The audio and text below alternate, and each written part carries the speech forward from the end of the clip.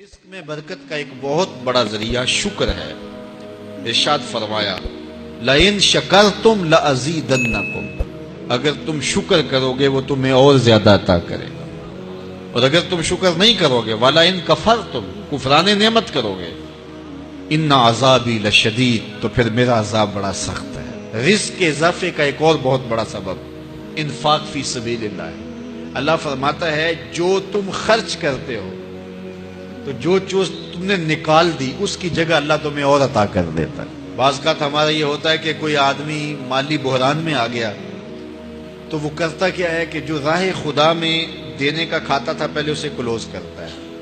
یہ فلاں مدرسے کو دیتے ہو یہ بھی بند کر دو، یہ مسجد کو دیتے ہو یہ بھی بند کر دو، یہ فلاں غریب کو دیتے ہو یہ بھی بند کرو، حالات ٹائٹ ہو گئے ہیں۔ لیکن 5 گاڑیاں ہیں تو 2 گاڑیوں پہ گزارا کر لیا جائے، پیٹرول بچے، یہ نہیں ہو سکتا۔ گھر کے لچھن وہی ہیں لیکن بند کہاں سے کیا؟ جہاں سے رزق آنا تھا۔ ہمیں تو یہ حکم دیا ہے جب رزق تنگ ہونے لگے صدقہ دے کے رب سے کاروبار کر لو، صدقے سے تمہارے رزق میں اضافہ ہوگا۔ یہ رب کا وعدہ ہے اور اللہ کے وعدے جھوٹے نہیں ہو سکتے۔ رزق کی برکت کا ایک اور بہت بڑا ذریعہ النکاح ہے۔ فرمایا اگر تم نکاح کرو گے تم فقیر ہو وہ تمہیں غنی کر دے گا۔ لوگ کہتے ہیں بچہ پیروں پہ کھڑا ہو لے تو پھر نکاح کریں گے، اللہ کہتا ہے تم نکاح کرو ہم پیروں پہ کھڑا کر دیں گے۔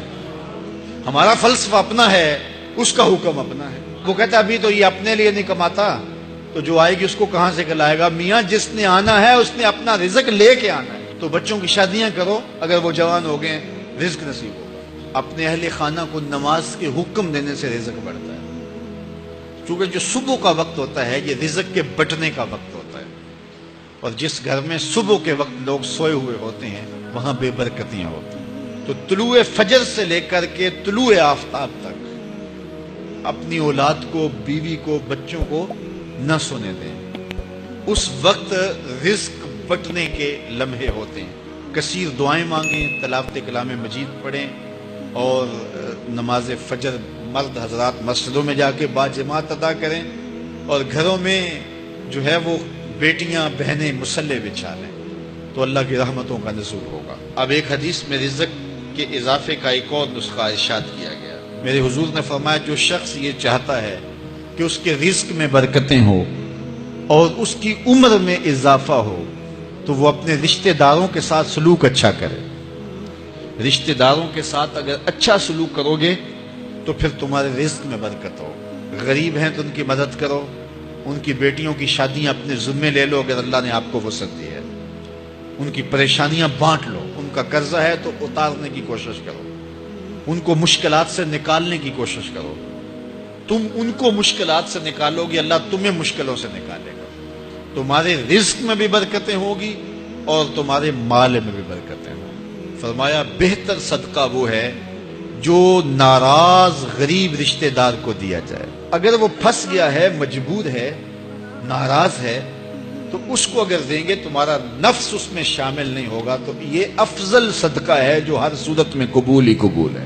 رزق کے اضافے کا ایک اور سبب الاحسان الی الضعفاء، جو کمزور لوگ ہیں ان کے ساتھ اس نے سلوک کرنا۔ الانفاق علی طلبۃ العلم، طالب علموں پہ خرچ کرنا، یہ بھی رزق میں اضافے کا سبب اور ذریعہ ہے۔ وہ حضرت بابا فرید نے کہا نا چھٹا رکن دین کا روٹی ہے۔ گھر میں کچھ نہ ہو تو پھر نہ نماز اور نہ ہی دیگر امور کی لذت آتی ہے، تو یہ رزق فراواں اور وسیع اور مبارک نصیب کر دے اللہ۔ تو اس کے لیے ایک اور وظیفہ میں دیتا ہوں، اور وہ یہ کہ مغرب کے بعد 21 مرتبہ سورۃ الکوثر پڑھ لیں، کثرت ہو جائے گی انشاءاللہ۔ اول خدوشی پڑھ لیں، 5-7 منٹ لگتے ہوں گے، تو سورہ کوثر 21 مرتبہ روزانہ مغرب کی نماز کے بعد پڑھیں، اور اگر بہت زیادہ مسائل ہیں تو ہر نماز کے بعد پڑھ لیں، تو انشاءاللہ آپ دیکھیں گے کہ گھر میں برکتیں اترتی محسوس ہوں گی، انوار کا نزول ہوتے محسوس کریں گے۔